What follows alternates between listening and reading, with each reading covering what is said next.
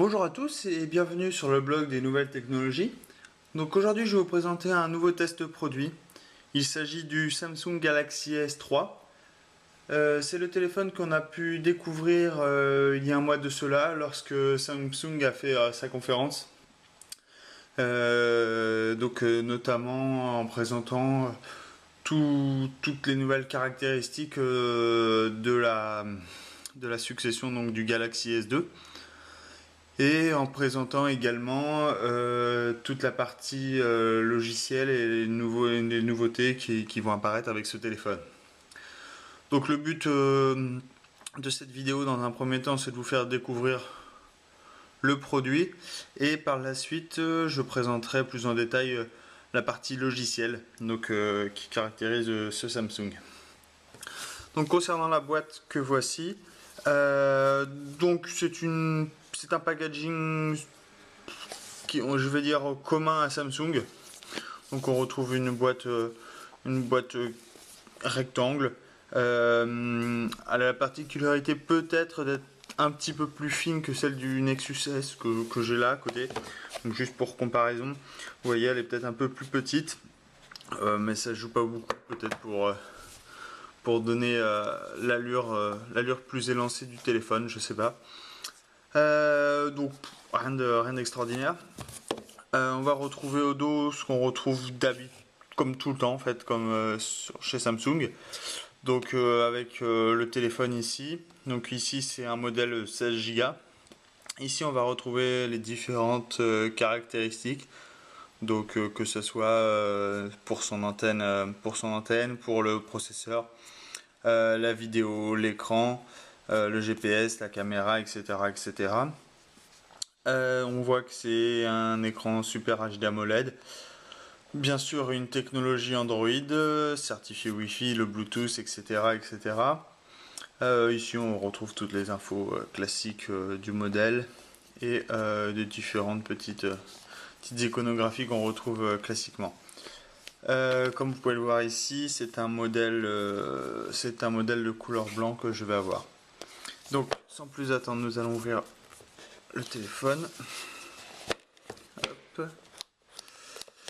Donc, voilà le téléphone. Donc, comme vous pouvez le voir, il a certains plastiques que je vais enlever. Donc, je vais mettre ici. Voilà. Donc, voilà le téléphone nu, donc sans plastique. Alors, concernant le téléphone, ce qu'on va retrouver, alors, en façade avant, ici, donc on va bien sûr retrouver donc, la marque, on va retrouver les écouteurs, ici on va retrouver donc l'appareil photo frontal, ici les différents capteurs de luminosité juste à côté. Si on regarde en bas, ici on va retrouver donc le bouton Home, donc qui va nous permettre soit de revenir donc sur la page d'accueil, soit d'ouvrir, comme on verra par la suite, soit d'ouvrir toutes les applications qui sont lancées. Ici, vu que c'est du 100% tactile, ici on a un bouton qui va nous permettre d'accéder au sous-menu, et ici tout simplement de revenir en arrière dans une application ou sur une page, etc. etc. Sur le côté, donc sur la tranche gauche, on retrouve le bouton de volume, donc qui va nous permettre soit de baisser, soit de monter. Sur l'autre côté, on va retrouver le bouton qui va nous permettre de verrouiller notre téléphone, tout simplement. Sur la façade du dessus, voilà, ici on va retrouver donc notre prise jack. Et ici une petite encoche pour enlever la batterie, donc enfin enlever le cache pour accéder à la batterie plutôt. En dessous, on va retrouver un port micro SIM, micro USB pardon, autant pour moi, qui va nous permettre soit de recharger le téléphone directement sur secteur, soit de le relier à notre ordinateur, ou encore utiliser un adaptateur USB par exemple. On va pas avoir une interface HDMI afin de relier le téléphone à la télé. Au dos, on retrouve la marque du téléphone. On va retrouver ici donc le capteur photo en façade arrière. Donc c'est un 8 mégapixels. Ici, on va retrouver ce qui va nous permettre de nous éclairer et qui va être donc qui est le flash LED, soit nous éclairer, soit directement pour les photos pour flasher une photo, simplement pour mettre un petit flash. Et ici, on va retrouver une sortie classique d'écouteurs. Voilà pour le téléphone. Si on regarde ici, il a un peu, je sais pas si vous le voyez bien, mais il a un peu une face incurvée. Donc selon Samsung, ça va permettre d'accentuer les angles de vision et en améliorer le rendu et le contraste. Voilà, c'est ce qui a été annoncé par Samsung. Si on compare toujours avec le Nexus S, vous voyez qu'il avait aussi une ligne un peu incurvée comme ça. C'est peut-être plus visible sur le Nexus S. Donc voilà. Alors si j'enlève maintenant la batterie, donc vous voyez ici il y a une petite encoche, il suffit de glisser un ongle. Donc c'est pas super simple. En plus c'est une coque donc, plastique. Donc ça a le mérite d'être super léger, mais ça a le mérite aussi d'être super fragile. Et dès lors qu'on veut enlever la coque, il est vrai que j'ai eu un peu de mal de temps en temps et on a plutôt peur de la casser. Donc une fois que c'est fait, ici donc on retrouve une batterie qui est de 2100 mAh. Voilà, donc il peut s'enlever tout simplement comme ceci. On retrouve donc voilà 2600 mAh, un petit flashcode pour essayer de la repérer. Ici on a toutes les informations caractéristiques du téléphone qui m'est prêté. Ici on va retrouver un support pour le micro SIM. Donc c'est un peu fragile. Moi c'était un petit peu tordu, mais ça a l'air d'être assez fragile. Et ici on va avoir un support pour la micro SD pardon, qui va nous permettre d'insérer des cartes jusqu'à 64 Go.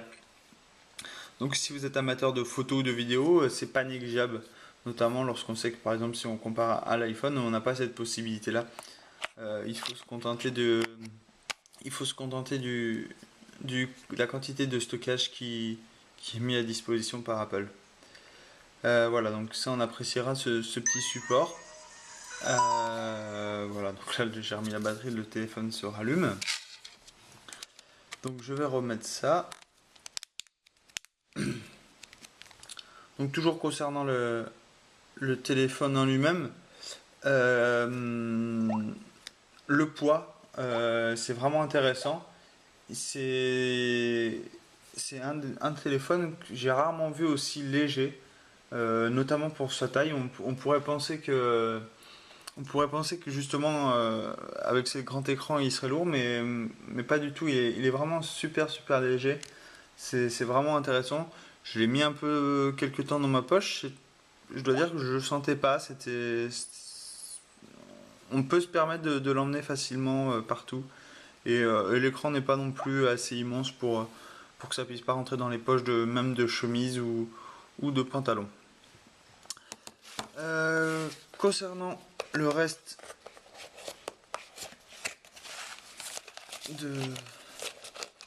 donc on retrouve une notice d'installation, le carnet de garantie bien entendu. On retrouve l'adaptateur secteur, donc qui est lui aussi assez léger. J'ai envie de dire que tout est assez léger. Toujours un petit flash code, très sympathique. Ce qui est important, c'est que l'embout USB, il est disposé sur le côté et non sur le dessus comme on peut retrouver sur beaucoup de prises. Donc ça, je veux dire que c'est assez intéressant parce que quand on branche sur une multiprise, généralement, il y a toujours des petits couacs, vous avez déjà dû avoir des fils emmêlés ou quoi que ce soit. Et être sur le côté, ça permet d'avoir directement une prise qui s'en va sur le côté, donc c'est assez pratique. Par contre, ce que j'ai noté, c'est que on peut pas enlever l'embout. Donc dès lors qu'on s'en va hors pays européen, ça devient plus complexe pour brancher son téléphone. Je pense à la Suisse ou autres pays qui disposent des prises différentes. On va retrouver un câble USB classique avec l'embout pour la micro SIM. Donc le câble est assez long et court en même temps.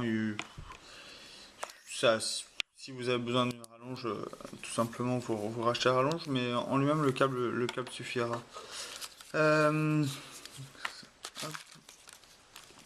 ça, ok. On va retrouver également des écouteurs. Donc voilà. Donc la particularité de ces écouteurs, c'est qu'il y a un petit joystick pour baisser et augmenter le son et un petit mute. On va retrouver des petits orifices intra-auriculaires. Voilà. Le câble est assez long. Moi j'ai réussi à le mettre dans ma poche et ça allait jusqu'à mes oreilles. Donc je pense qu'il n'y a pas de souci pour tout le monde. Et on retrouve également une petite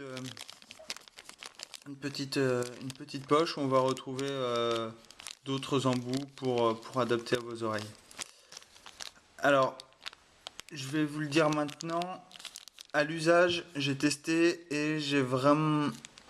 Le qualité de son renvoyé par les écouteurs est vraiment pas top. J'exagère peut-être un peu, mais si vous êtes amateur de musique, je pense que il faudra rapidement changer le casque fourni par Samsung.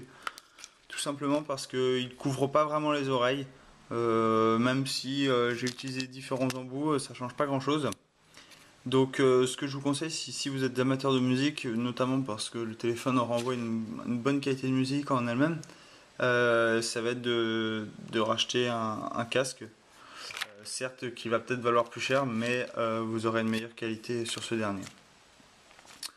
Donc voilà concernant le téléphone, les accessoires associés. Je pense avoir fait le tour. De toute manière, je ferai un article sur ce dernier. Donc s'il y a des choses que j'oubliais, je les mentionnerai dans l'article, notamment tout ce qui est caractéristiques techniques, pardon. Voilà, donc là, on va se retrouver dans quelques minutes afin de visionner la partie logicielle, donc qui nous est offerte par Samsung. Donc je vous dis à très vite sur le blog NT. Merci.